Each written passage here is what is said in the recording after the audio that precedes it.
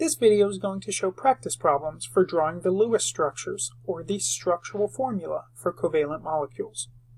Remember, covalent molecules do not have charged particles, so unlike ionic, they do not snap together like magnets, where positive and negative attract. Instead, we have orbital overlap. That orbital overlap can only work in certain forms, so we need to show the Lewis structure for how these orbitals overlap. In one of the previous videos, we talked about 5 or 6 steps that we can use to draw the Lewis structures. If you feel comfortable, I would like you to pause the video and try to draw the Lewis structures. If not, then we're going to go piece by piece, and we're going to look at how we could draw these Lewis structures. So, we will first look at CH4. The central atom for CH4 has to be the carbon atom.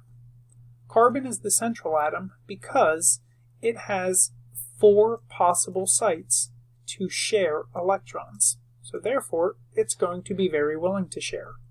Hydrogen, on the other hand, only has 1 valence electron. It does not like to be a central atom because it only forms 1 chemical bond. So therefore, carbon is our central atom. Now, when we're looking at the Lewis structure, we know carbon has to be the central atom. And then we need to figure out how many total valence electrons we have for the entire molecule. Each carbon atom brings 4 valence electrons with it, and each hydrogen brings 1 valence electron with it. So when we need to find the total, we need to add up all of the valence electrons. So we end up with a total of 8 valence electrons that we need to show in this diagram. This diagram must show all 8 valence electrons and the way that they bond. So we start off with our electron bank of 8 electrons. And in order for this thing to be a molecule, everything has to be bonded. When you form a bond, you have to subtract by the number of electrons the bond represents. Each covalent bond represents 2 electrons.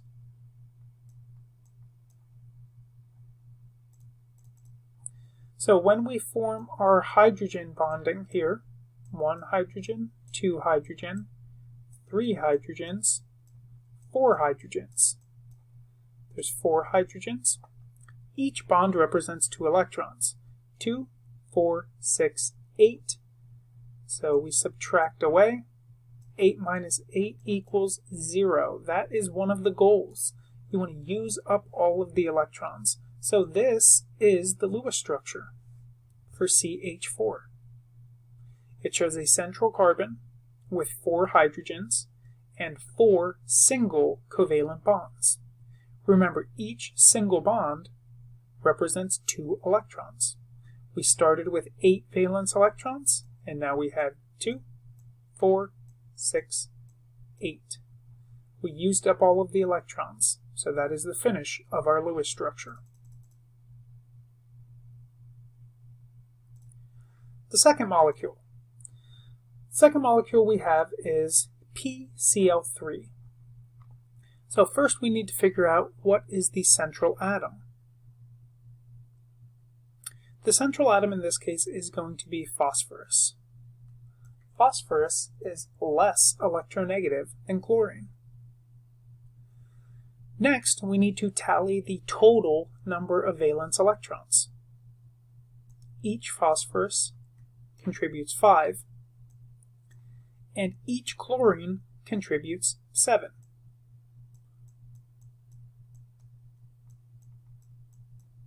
So we have 21 plus 5. There's a total of 26 valence electrons for this Lewis structure. Our final picture must have 26 electrons shown.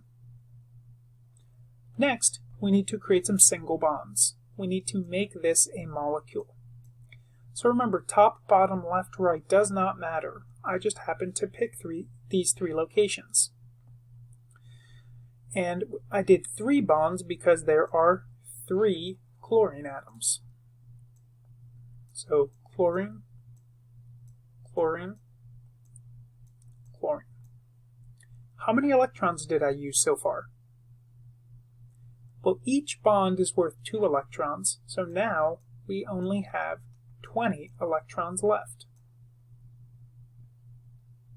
Next, we need to start to fill the outer atoms with electrons so that they are considered stable. Remember, the octet rule tells us that we need 8 total electrons. So 2 from the bond, and then 4, 6, 8 from the 3 lone pairs. Now that chlorine is acting like the element argon. We're going to continue that process. So we added 6, so there's 14 left. 1, 2, 3, 4, 5, 6. Now there's 8 remaining. 1, 2, 3, 4, 5, 6. Now there's 2 electrons remaining. I made sure to fill up all of the chlorines, so now they're all acting like noble gases. Now there's 2 electrons left. Since all of the chlorines are already full with 8 electrons, the only place I can put them is on the phosphorus. And we're going to add them as a lone pair. So now there are 0 electrons left. That is the goal. So our final Lewis structure includes a central phosphorus, 3 single bonded chlorines, and 1 lone pair on the central atom.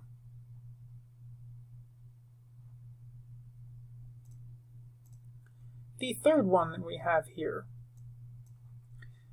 NH3. So we need to pick our central atom.